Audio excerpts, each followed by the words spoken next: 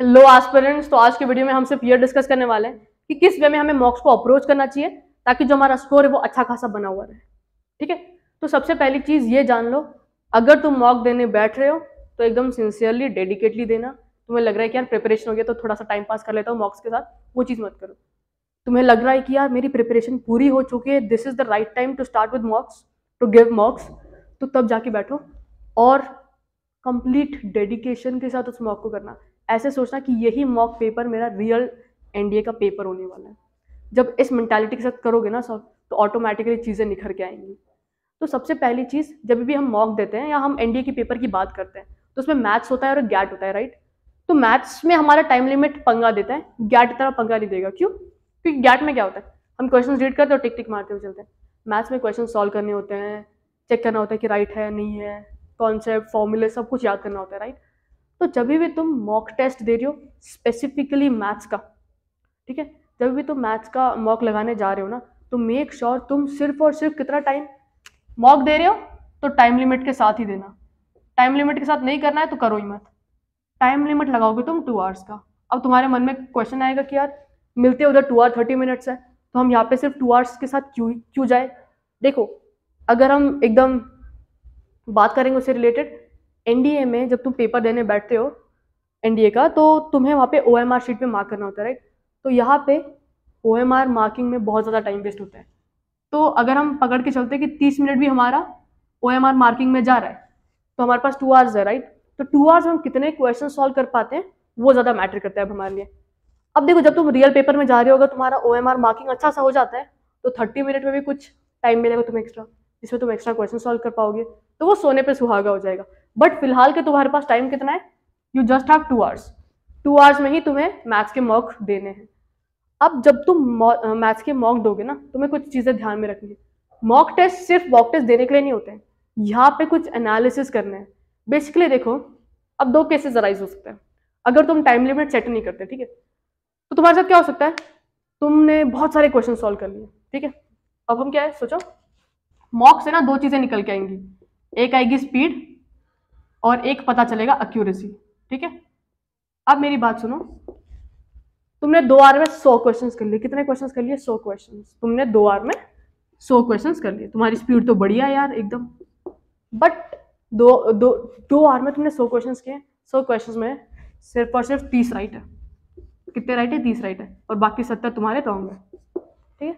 तो क्या तुम्हारी स्पीड अच्छी होने के बावजूद भी तुम्हारा स्कोर बनेगा? यहाँ पे नहीं बनेगा, राइट। वैसे ही अब सोचो, तुमने 2 घंटे में यहाँ पे तुमने किए सिर्फ 30 क्वेश्चन और ये 30 के 30 राइट है। बट क्या इससे भी बात बनेगी? नहीं बनेगी, नहीं बनेगी, राइट। तुम्हें यहाँ पे दोनों चीज़ों को मैनेज करना है। मॉक्स दे रहे हो तो याद रखना, तुम्हें स्पीड के साथ साथ एक्यूरेसी को भी मेंटेन करना है। तुम्हारे मॉक्स जैसी नाम आते हैं ना, तुम्हें दो चीज़ें क्लिक हो जानी चाहिए कि यार मेरा स्पीड भी अच्छा होना चाहिए और मेरा एक्यूरेसी भी अच्छा होना चाहिए। मतलब दोनों को मैनेज करके चलना। जब तुम इन दोनों चीज़ को मैनेज कर लोगे ना, तुम्हारी स्पीड और तुम्हारे एक्यूरेसी को, तो डेफिनेटली तुम्हारा स्कोर अच्छा बनेगा। बट ये दोनों चीज को एकदम ध्यान में रख के चलना। ऐसा नहीं होना चाहिए कि तुम्हारी स्पीड एकदम अच्छी है बट तुम्हारा एक्यूरेसी खराब है, या ऐसा नहीं होना चाहिए कि तुम्हारी एक्यूरेसी एकदम अच्छी है और तुम्हारा स्पीड खराब है। दोनों चीजों को यू नीड टू मैनेज, और जो मैनेज करेगा वो डेफिनेटली अच्छा स्कोर करेगा, ठीक है। अब जब तुम मॉक्स दोगे ना, तुम्हें कुछ चीजें एनालाइज भी करनी है। जैसे हम जब मॉक देते हैं, राइट, एनालिसिस में क्या करना है हमें, हमने मॉक दिया, अब यहाँ पे कुछ चीजें राइट होंगी, कुछ क्वेश्चन राइट होंगे, कुछ रॉन्ग होंगे, राइट। अब कुछ क्वेश्चंस हमारे क्या होंगे, राइट होंगे, और कुछ क्वेश्चंस हो जाएंगे रॉन्ग, राइट। राइट क्वेश्चंस को तो देखने की बात नहीं बनती है ना, राइट क्वेश्चंस तो राइट है। बट अब जब तुम रॉन्ग क्वेश्चंस से डील करोगे ना, कुछ क्वेश्चंस राइट होंगे, कुछ क्वेश्चंस रॉन्ग होंगे। राइट वालों को तो दिक्कत आएगी नहीं, क्योंकि तुम्हारे उस क्वेश्चन से कॉन्सेप्ट क्लैरिटी होगी, तुम्हारे फॉर्मुलेस पता होंगे, तुम्हारे टॉपिक्स क्लियर होंगे, राइट।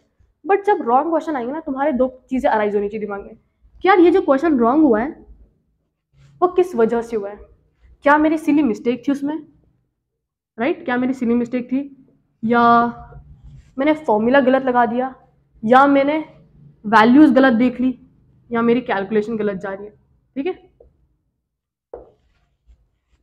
रॉन्ग में क्या मेरी सिली मिस्टेक्स हो रही है, अगर सिली मिस्टेक्स हो रही है तो उसको मैं कैसे वर्कआउट करूंगा, क्या मेरे वैल्यूज मैंने गलत दे लिए।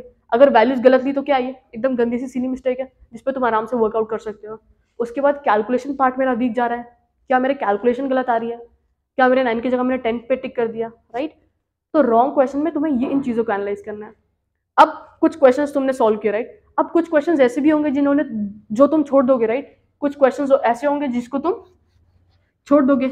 अब तुम्हें क्या करना है यार, जो क्वेश्चंस मैंने लीव किए हुए हैं वो किस चैप्टर से हैं, जो क्वेश्चंस मैंने लीव किए हुए हैं वो किस चैप्टर से बिलोंग कर रहे हैं, क्या वो उस चैप्टर से बिलोंग कर रहे हैं जिसको मैंने छोड़ दिया है, लीव किया हुआ चैप्टर से है, या जिसको मैंने प्रिपेयर किया है उस चैप्टर से है ना। अब तुमने प्रिपेयर किए हुए चैप्टर से वो क्वेश्चन तुमने छोड़ रहे हो, उसका मतलब क्या, या तो फिर इसमें तुम्हारा कॉन्सेप्ट अंडरस्टैंडिंग नहीं बैठा है, या तुम्हें फॉर्मूलेज अच्छे से लर्न नहीं है, राइट, या तुम उस क्वेश्चन को टैकल नहीं कर पाए।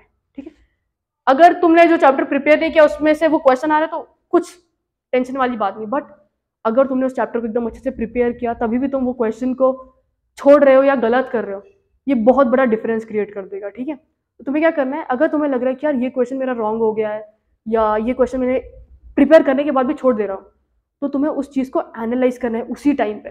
पेपर मॉक दे दोगे, उसके बाद एकदम जस्ट तुरंत ही क्वेश्चन चेकआउट कर लेना कितने राइट हो रहे हैं और कितने रॉन्ग हो रहे हैं। रॉन्ग क्वेश्चन को एकदम अच्छे से एनालाइज करना कि यार किस वजह से रॉन्ग हो रहे हैं, क्या मेरी सिली मिस्टेक्स हो रही है या कुछ और रीज़न है उसका, क्या मुझे on the spot formulas click नहीं हुए हैं, क्या मेरा कॉन्सेप्ट थोड़ा सा वीक है उस चीज़ से रिलेटेड। कॉन्सेप्ट वीक है तो क्या करोगे, उस चैप्टर को या उस टॉपिक को वापस रिविजिट करो, रिविजिट करने के बाद बहुत सारे इससे क्वेश्चन सॉल्व करो। यही एक तरीका है, जिस चैप्टर को ऑलरेडी या जिस टॉपिक को ऑलरेडी प्रिपेयर किया है उसको और थोड़ा स्ट्रांग बनाओ। ठीक है, ये एक बहुत इंपॉर्टेंट चीज़ है जो तुम्हें याद रखनी है मॉक के टाइम पे। जिस चैप्टर को तुमने प्रिपेयर नहीं किया उसके क्वेश्चन तुम छोड़ रहे हो तो कुछ बात नहीं, कोई दिक्कत नहीं, प्रिपेयर किए हुए चैप्टर में से क्वेश्चंस को लीव मत करना। और एक बहुत इंपॉर्टेंट चीज़, मॉक्स देते वक्त तुक्के मत मारना, जितने क्वेश्चन जेन्युइनली आ रहे हैं उतने सॉल्व करना, तुक्के को अवॉइड करो, तुक्के को अवॉइड करो, क्योंकि यहाँ पे तुम खुद की वो चेक कर रहे हो ना यार कितना पोटेंशियल है मेरा, कितनी चीज़ें राइट जा रही है, कितने सॉल्व हो रहे एकदम अच्छे से, कितने मार्क्स मेरे बन रहे हैं। तो इस टाइम पे तुक्के मत मारना। और यही चीज़ तुम मैथ्स के पेपर में जाओगे ना एनडीए में, तो तुक्के गलती से भी मत मारना, क्योंकि अगर तुम्हें लग रहा है कि यार सेक्शनल कट ऑफ से बहुत ज़्यादा ऊपर मार्क्स है मेरे, तो फिर तुम रिस्क ले सकते हो। बट तुम्हें लग रहा है कि यार मेरा सेक्शनल कट ऑफ ही बस क्लियर हो रहा है ना, तो उस टाइम पे तुक्के मत मारना कि क्लियर होगा नहीं, बस ये गलती मत करना। एक तुक्का तुम्हारा मैथ्स का सेक्शनल कट ऑफ क्लियर करवाने से रोक देगा।